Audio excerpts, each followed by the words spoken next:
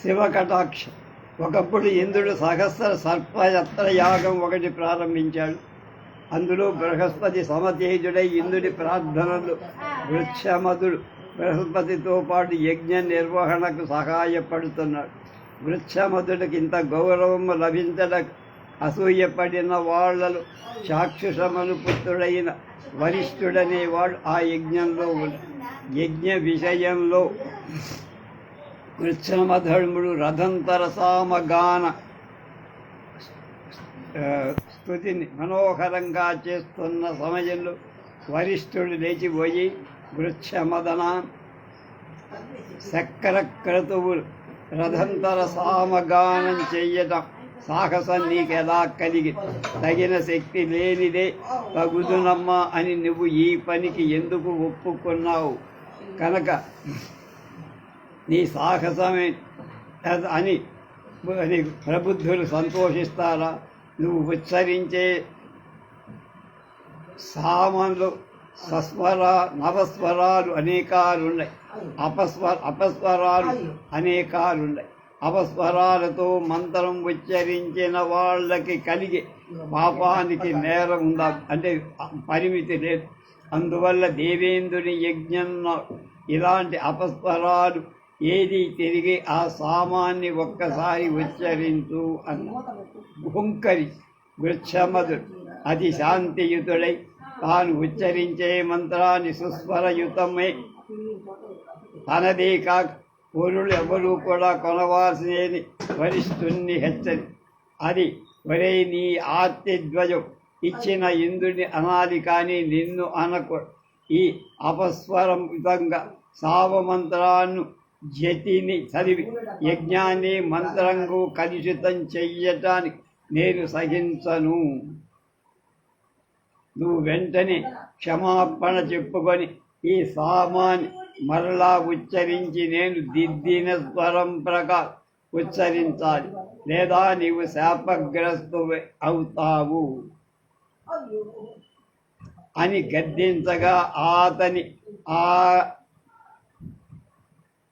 లక్ష్య పెట్టగా వృక్షమధుడు తన పని తాను చేస్తూనే ఉన్నాడు. అప్పుడు వరిష్ఠుడు అతి కోపంతో శాపోదకాలు చేతిలో తీసుకొని ఒరేయ్ నువ్వు బుద్ధిహీనుడవై మేధావినని గర్వించి ఉన్నావు. నీవు వృక్షమధుడం మేధావివి కావు, గర్వోన్మత్తుడవు. నీవు ప్రజ్ఞాహీనుడవై నన్ను తృణీకరించావు కనుక నీవు విద్యావిహీనుడవై క్రూర మృగమై ఘోర వనంలో చెరింతువు కాక నువ్వు దుఃఖభాజనుడవై ఆహార పానీయాలు కూడా లేకుండా అలమటింతువు కాక సింహ భీకరమైన వనంలో నీవు సహస్రాధిక వర్షాలు అతి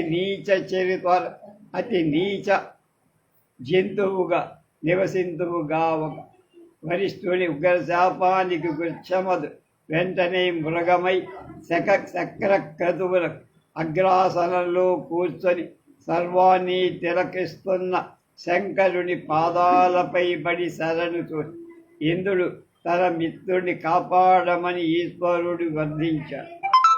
పరమశివుడు అతని యందు దోషం లేని కారణంగా వెంటనే అతన్ని అనుగ్రహించి అభయమిచ్చి వరిష్ఠుని శాపాన్ని క్రమరచి గుచ్చమధుడి మళ్ళా మధుడించేసి వరిష్ఠుణ్ణి నిందించి అతని చేత ఈతనికి మృక్కించి వృక్ష నువ్వు నిష్కళంకుడు నిత్యోజ్వలుడు, నిందిక ఎవ్వరూ ఎప్పుడు ఏమీ చెయ్యలేరు. నువ్వు జరామరణ వర్జితుడవై సత్య శౌచ దమ సమాధి సంపన్నుడవై సర్వ దుఃఖ దూరుడవై శాశ్వతత్వాన్ని పొందుదువు గాక అని వరమిసిచ్చి కాపాడు. వృక్షమధుడి ఇలా మహాశాపం బారి నుండి తప్పించుకొని శివుడి కటాక్షాన్ని అనే మహాయోగాన్ని అవ్యాజవత్సరుడైన ఆదని వరప్రసాదాన్ని సంపాదించి ధన్యత దేవతల అతడిపై పుష్పవృష్టి యక్ష కిన్నర కింపురుషుడు ఆ పాటలతో తమ హర్షాన్ని చెప్పారు. ఇంద్రుడు అభినందించాడు. వరిష్ఠుడు సిగ్గుపడి మైత్రి కోరుకున్నారు. ఆహా భగవద్భక్తుల అవి పుష్పం అగ్ని మంచు, పవి అంటే వజ్రాయుధం పుష్పం, అగ్ని మంచు శాపం వరం అవుతుంది. గణేశ వృక్షమధుడు గణేశ భక్తులలో అగ్రేసరు. అతడు మానసిక పూజ బాహ్య పూజ అనే 2 రకాల పూజలు చేసి గణపతి అనుగ్రహాన్ని పొంది అతడు ఇలా గణేశ మానసిక పూజ చేశాడు. విఘ్నేశ్వర వంది మాగధ స్తుతులకు విని నువ్వు బ్రాహ్మీ ముహూర్తంలో లే, జగన్మంగళకారుడుగా మారు. నువ్వు నా చిత్త పద్మం నుండి లేచి బహిర్గతుడవు, నా చిత్తం నుండి నీవు బహిర్గతుడవుతాయి. ఇదే దేవపతి ఈశ్వర ముని జనాల సన్నుతులందుతున్నా. నేను అతి శుచిగా నీకు జలం అందిస్తున్నా, దంతధావనం చేసుకో. ఇదే దివ్య వస్త్రాన్ని ఇస్తున్నా, ముఖం తుడుచుకో, సభను ప్రవేశించు. సర్వదిగ్విజాతుల అభినందనలు శతాసుఖాదుల సంభాషణలు విని కని నువ్వు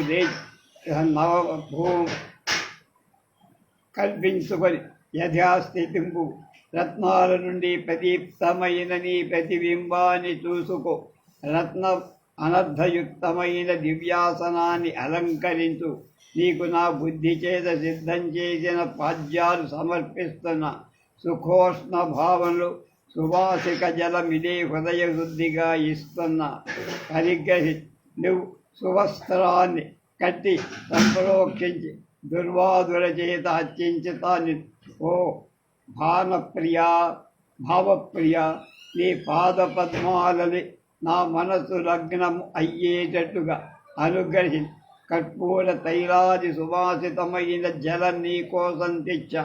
నీవు ఆచరించి కృపాకటాక్ష వీక్షణాలు నాపై ప్రసరించి అంతర్భావంలో ప్రవాళ ముక్తాఫలహాదులచే సంస్కృతమైన నా చేత నీయబడి అనర్ఘమైన అర్ఘ్యాన్ని సఫలం చెయ్యి.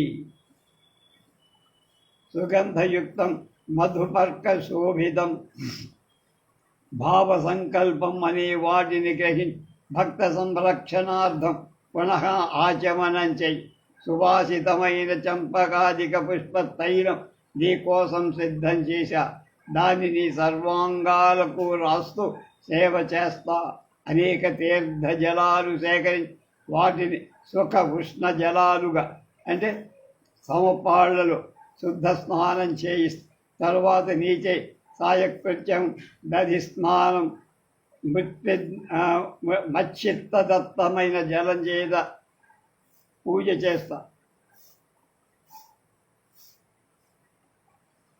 నిన్ను విఘ్నహర నీ కటాక్ష సంపాదనకై సుతీర్థజనమైన ఘృత స్నానం చిత్తకల్పితమైన మధు స్నానం నీచే చేయిస్తా. మాయ నుండి నన్ను కాపాడు. పరమ విశుద్ధరమైన మనస్సులో వేద సూక్తులతో పూజిస్తా. వారి మూలంగా దుర్వాదులు అల్పాలు కదా. అపార బ్రహ్మాండ మండల భూత బ్రహ్మణస్పతి అయిన నిన్ను అభిషేకిస్తా. మనోదత్తమైన అమూల్య వస్త్ర యుగ్మముల చేతి నీ గృహాన్ని అలంకరిస్తా. ప్రజలను కాపాడు. విఘ్నేశ భక్తజనపాలక, నీవు ఆచమించి నేనిచ్చిన ఉత్తరీయాన్ని గ్రహి నా నమస్కృతులు స్వీకరి. త్రిగుణ స్వరూపం సువర్ణ నిర్మితం అహినీదౌతం అయిన యజ్ఞోపవీతాన్ని భావం చేత నీకు దత్తం చేస్తారు. భక్త రక్షగా పరిగ్రహించు. ఉదయిస్తున్న అరుణాంతర్శాంతి సింధూరం చేత నీకు తిలకం దిద్దుతా. సర్వాంగ సేవ ఆచరిస్తా. ప్రభు స్వీకరించు. సహస్రశీర్షంలో నిర్మితమైన దివ్య కిరీటాన్ని మనస్సు చేత నీకు అర్పిస్తున్నా. అనేక రత్న శోభితమైన నది నీ సమస్తకంలో ప్రశస్తించుగాక. విచిత్ర రత్న నిర్మితం హేమమయమైన నవరత్న కుండల ద్వయం నీకు అర్పిస్తా. స్వీకరి. దేవా నీకు సువర్ణ కంచుకం నీ దంత శోభనకై సువర్ణ రత్న నిర్మితమైన దంతాభరణం ఇస్తా. తండ్రి నీ 4 భుజాలకు 4 రత్నాల సువర్ణ కృతాలైన భుజకీర్తన చేయించి ఇస్తా. నీ లలాటం అభివృద్ధి చెందుగాక. సంపూర్ణమైన చంద్రాభరణం సమర్పిస్తున్న మాలతి జలవంకజం స్థలపద్మం మల్లిగా మొదలైన సమస్త పుష్పాలతో గుచ్చి సుమహాహారాన్ని నీ కంఠంలో వేసి రత్న ఖచ్చితమైన సింహాసనం మీద రత్నాలతో పూలతో అన్ని రకాల పూలతో నిన్ను పూజిస్తా. వృక్షమధుడు ఈ విధంగా గణేశుణ్ణి గణేశ భాగ్య పూజ ఈ విధంగా చేసి చతుర్బాహుడు త్రినేతుడు గజాసుడు రక్తవర్ణుడు పాశాంకుశయుడు మాయాయుక్తుడై గణేశుణ్ణి చింతిస్తూ అగచ్చ బ్రహ్మదాం నాథ సురాసురార్చిత సిద్ధిబుద్ధ్యా సంయుక్త భక్తిగ్రహణరాల కృతార్థోహం తవాగమనత ప్రభు విఘ్నేశ్వరానుగృహీతోహం సఫలో మే భవో భవత్. గణనాయక ప్రభు ఈ రత్నసింహాసనం మీద కూర్చో భక్తులను బహుముఖాలుగా కాపాడు. అంటే అనేక శీతోష్ణ సుఖ దుఃఖాలు ఉత్తమ పాద్యాలు గ్రహించి దేవ పాద ప్రక్షాళనం చేసి వివిధ తీర్థాలలో తెచ్చినటువంటి సుగంధయుతమైనట్టు సువస్తు మిశ్రితమైనట్టు చేసిన ఈ జలంతో గణనాయక అనుభవించు ఆచరించు. అనర్ఘరత్న ప్రకాళ ముక్త సంస్కృతమై అర్ఘ్యాన్ని గ్రహించి హేరంబా ధీరదానన సంతోషించు. దధి మధు ఘృతయుక్తారై మధు పర్కం ఇదే భక్తితో సమర్పిస్తున్న స్వీకరి నమస్కారం. చంపకాదులతో సునాసికంతావింపబడిన యుక్తమైన సుగడమైన తైలాన్ని రాసుకొని లంబోదర స్నానాలు చెయ్యి. కొత్త బట్టలు కట్టుకో, చందనాదులు పూసుకో. ఇచ్చినటువంటి చక్కని మధ్య ద్రవాన్ని తాగు. దేవా నా పూజ సాంగమని అనుగ్రహించు. పృష్ఠంలో నిన్నచ్చి నీ ప్రసాదాన్ని స్వీకరించి తరిస్తా. ఈ విధంగా మహాయోగి సంతత భక్తి సమన్వితుడై వృక్షమధుడు దినదినం 3 కాలాలలో గణేశ బాహ్య పూజ చేసి తరించాడు. రేపు తంది మహర్షి ఆయన గొప్పతనం గురించి తెలుసు.